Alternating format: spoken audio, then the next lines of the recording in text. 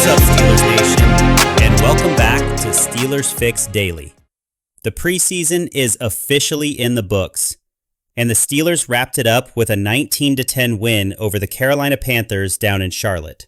But let's be real, nobody's talking about the scoreboard today. The real storyline came in the second quarter when rookie first-round pick Derrick Harmon went down.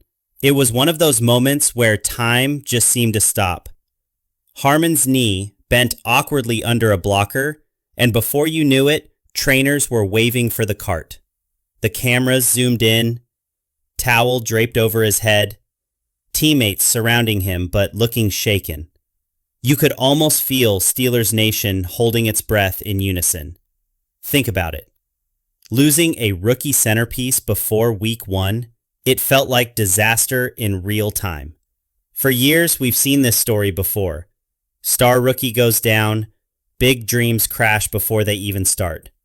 That's what it felt like in that moment. Fans on social media lit up instantly, with messages like, "Season over," and "Why us again?" You could almost sense the dread rolling from living rooms in Pittsburgh to bars across the country. But then, everything changed. At 9:36 p.m., cameras found Harmon again, this time back on the bench, street clothes on, and sitting right between Cam Hayward and TJ Watt. And the best part? He was smiling. Not just a little grin either, the kind of smile that tells everyone, "I'm okay." Man, for a fan base that had been on edge all night, that one smile felt bigger than the win itself. Mike Tomlin confirmed after the game that it wasn't a tear, just a sprain. He called it a knee sprain of some description, pending more evaluation. And Friday morning reports backed that up. They said Harmon could miss a few weeks, but he'll be back. That's not just good news. That's the kind of break a season sometimes hinges on. Because make no mistake, Harmon is expected to be a key part of this defense. Lining up alongside Cam Hayward and Keanu Benton, he's not just a rookie, he's a difference maker. So instead of Pittsburgh facing a season-shaking loss, they get a scare, a collective sigh of relief, and a reminder that sometimes, even in preseason, the biggest wins don't come from the scoreboard.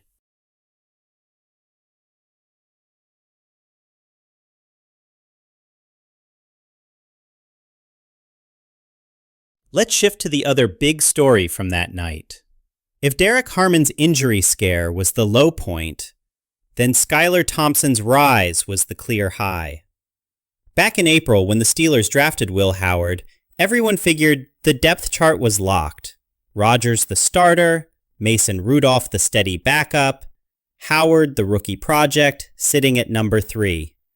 That left Thompson as the odd man out, a camp body, maybe practice squad at best. But football has a way of flipping the script. When Howard injured his finger, Thompson suddenly got real snaps, and instead of fading, he shined. Across 3 preseason games, Thompson completed 41 of 56 passes. That's 73%. He piled up 498 yards, 4 touchdowns, and just 1 interception. His passer rating? A slick 116.5. Those are not throwaway numbers. Those are this guy might stick numbers. Against Carolina, he looked sharp. 11 of 13, 152 yards, a touchdown, and every drive he led put points on the board. That's efficiency and command. The highlight? A 55-yard strike to Scotty Miller, right in stride. That throw flipped the field, set up a Ben Saul's kick, and showed real arm talent. Then came an 80-yard march, capped by a 24-yard touchdown to Lance McCutcheon. 5 throws, 5 completions. Surgical. Mike Tomlin summed it up. Skylar took advantage of his opportunities. Simple and true. Now the tough call. By Tuesday at 4 p.m., the roster drops from 90 to 53. Quarterbacks? Usually 2. Rodgers is locked, Rudolph's locked. So what about Thompson? Put him on the practice squad and risk losing him? Or keep 3 QBs, knowing it costs you depth elsewhere? That's the front office puzzle. If Thompson walks, another team will scoop him up. If you keep him, he might develop into a long-term piece. Either way, he's forced his way into the conversation. From forgotten camp arm to one of the most surprising stories of the preseason. Now, let's shift gears to another name who's been making waves this summer, Scotty Miller. The veteran wideout might only stand 5'9", but every time you count him out, he seems to find a way to make people pay attention. Thursday night was just the latest reminder. Miller hauled in 3 catches for 82 yards, including that beautiful 55-yard bomb from Skylar Thompson. And if you've been following camp, you know this wasn't a one-off. He's been quietly stacking plays since day one. Over the course of the preseason, Miller totaled 9 receptions for 167 yards. But the stats don't even tell the whole story. What stands out is the trust he's been building with Aaron Rodgers in practice. Rodgers isn't just throwing the ball to anyone. He throws to guys he believes will be where they need to be. And Miller has earned that look more than once. Think about his journey for a second. 6 years in the league, 6 summers fighting for a roster spot. He's not a first rounder, he's not a guy guaranteed anything, but here he is again, proving that speed, grit, and dependability still carry weight. You can see it in the way he runs routes. Sharp breaks, clean releases, no wasted motion. He's the kind of receiver who forces defenses to respect every snap, even if he's not the star. And in a crowded Steelers receiver room, that consistency might be exactly what keeps him around. Tomlin's always said, make the routine plays routine, and the splash plays will come. Miller checks both boxes. He's steady on the underneath stuff, but when Thompson needed a big play Thursday, Miller delivered the longest gain of the night. It makes you wonder how the Steelers will handle the final cuts. With Deontay Johnson, George Pickens, and Roman Wilson locked in, plus Calvin Austin III waiting in the wings, do they have room for Miller, or has he made such a strong case that they simply can't risk letting him walk? One thing's for sure. When you've got a guy who has chemistry with Rodgers and who keeps making splash plays in live action, you better think twice before cutting ties. All right, let's talk defense. Because while the night was all about Derrick Harmon's scare and Scotty Miller's fireworks, there was another rookie who quietly stole some headlines, big man Yahya Black. If you haven't been paying attention to him yet, now's the time. Listed at 6'5", 315 pounds, Black is exactly the kind of space eater you want clogging up the middle.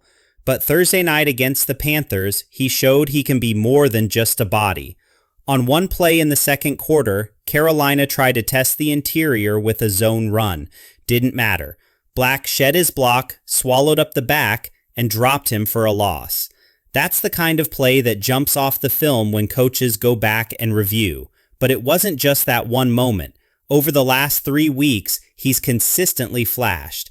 His hand placement is strong, his motor doesn't quit. And when you're that big but still moving like that, offensive linemen feel it. Now, let's be real. A rookie defensive lineman isn't expected to dominate right away. The learning curve is steep. But what's exciting is how quickly Black seems to be catching on. You can already see Cam Hayward in his ear coaching him up between series, pointing out little things. And you better believe lining up alongside TJ Watt and Alex Highsmith is only going to make him better. The Steelers have a history of developing interior linemen slowly. They don't rush it. But every once in a while, you get a guy who looks ready to help sooner than expected. Yahya Black is starting to look like one of those guys. Tomlin didn't give him a ton of snaps Thursday, but when he was out there, he made them count. That's how you carve a role for yourself on Sundays. Not by being flashy, but by being steady, and by making the routine plays routine. So here's the question. How much playing time does he earn once the games start counting? The Steelers already have Hayward and Benton, a solid core. But if Black keeps flashing like this, the coaches won't have a choice. And honestly, after years of trying to rebuild the defensive front, seeing a rookie step in and look the part, that's the kind of development that can swing an entire season. Let's shift the focus to the quarterbacks. Because as much as preseason is about rookies proving themselves, it's also about getting clarity under center. And for Pittsburgh, this summer has been all about three names: Aaron Rodgers, Mason Rudolph, and Skylar Thompson. Let's start with Rodgers. The future Hall of Famer has barely played in preseason, and that's by design. Tomlin's protecting him, making sure he's fresh for Week 1. But don't let that fool you. Behind the scenes, Rodgers has been all over this team. Meetings, practice reps, sideline coaching. You can see the standard he's setting. Younger players like Roman Wilson talk about how detailed he is, how nothing slips by him. That influence matters. Then there's Mason Rudolph. If Rodgers is the established vet, Rudolph is the steady hand you know you can lean on. Against Carolina, he wasn't perfect, but he did what backups are supposed to do: run the offense, protect the ball, and keep the chains moving. What stands out with Rudolph isn't flash, it's trust. Coaches trust him, teammates trust him. And in a league where backup quarterbacks often make or break seasons, that reliability is gold. Now, Skylar Thompson. He's the wild card. The athletic upside is there. You see it when he extends plays or takes off running. But the challenge is consistency. Thursday night, you saw both sides. A sharp throw on one drive, followed by a misread the next. He's got tools, but he's still raw. The real question is, how many quarterbacks do the Steelers keep? Rodgers is locked. Rudolph looks safe. But does Thompson stick? Do they risk trying to stash him on the practice squad, knowing another team could scoop him up? These are the roster battles that get decided in August. And one more thing. Rodgers' presence changes everything.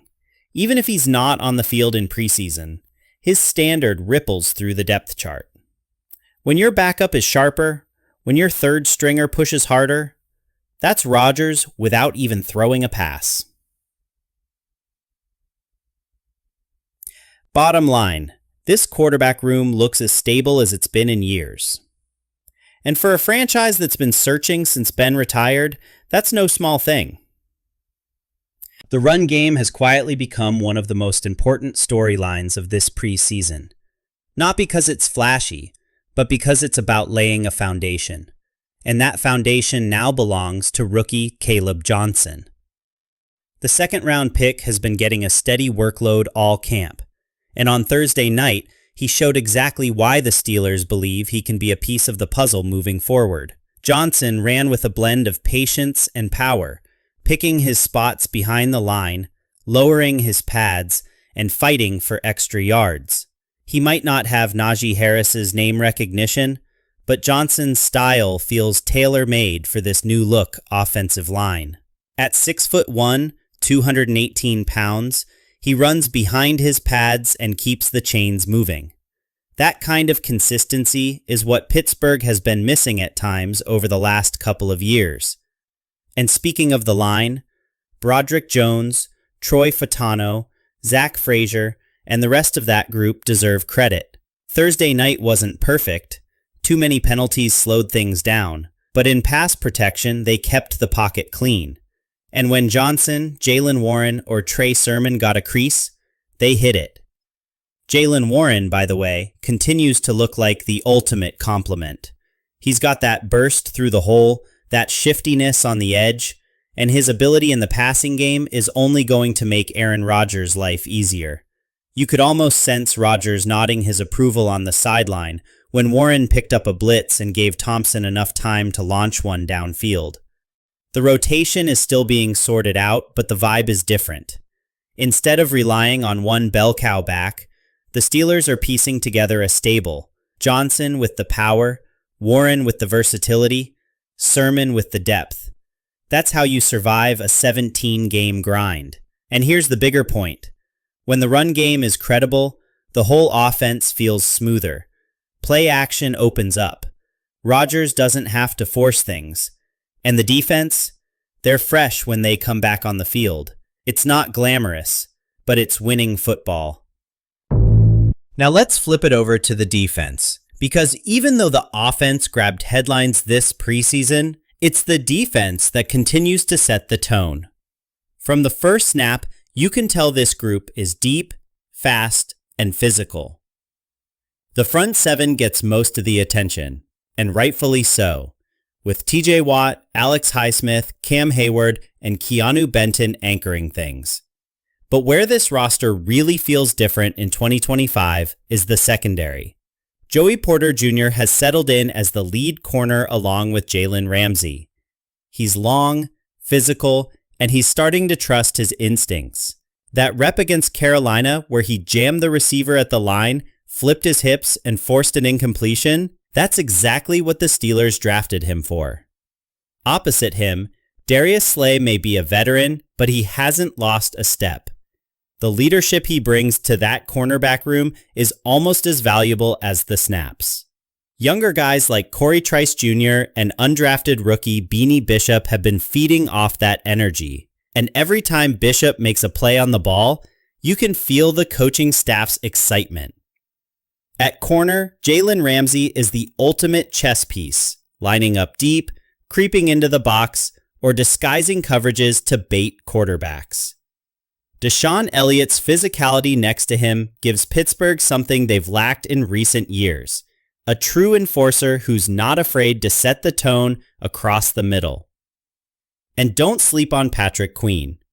Yes, he's technically a linebacker, but his coverage ability in sub-packages almost makes him a hybrid safety. That interception he had in camp, dropping underneath a dig route like he knew it was coming, that's the kind of play that flips momentum. The depth is the key here.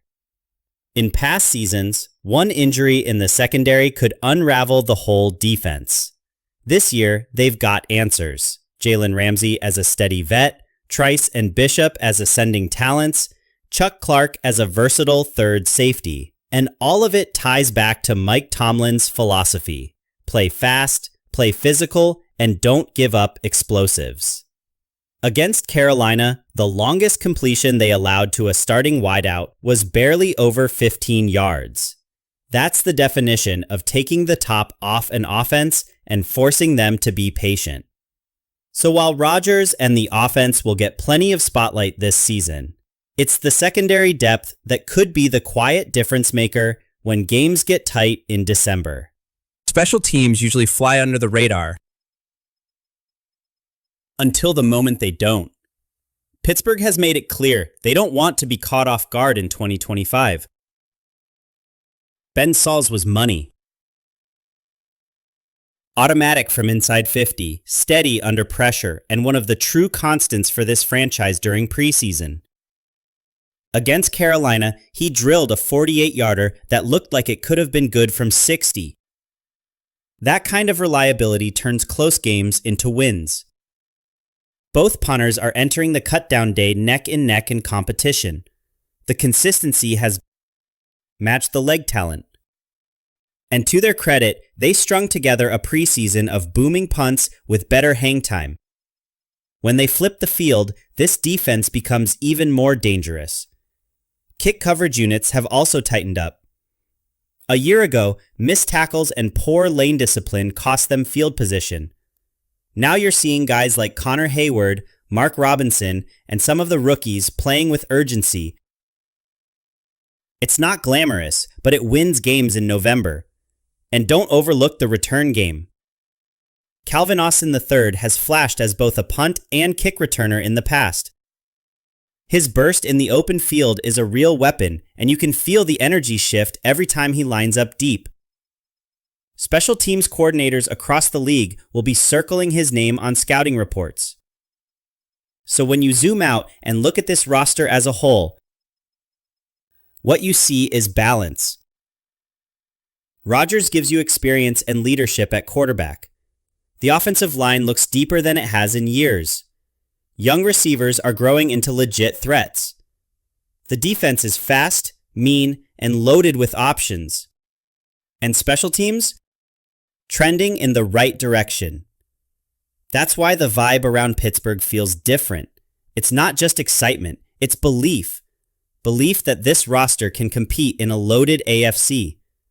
Belief that Rodgers still has gas left in the tank. Belief that the young core is ready to take the next step. And with week 1 right around the corner, the only thing left to do is kick it off.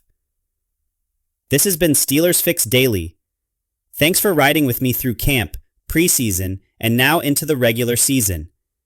If you haven't already, hit subscribe, drop a rating, and keep spreading the word. Here we go, Steelers Nation. The real games start now.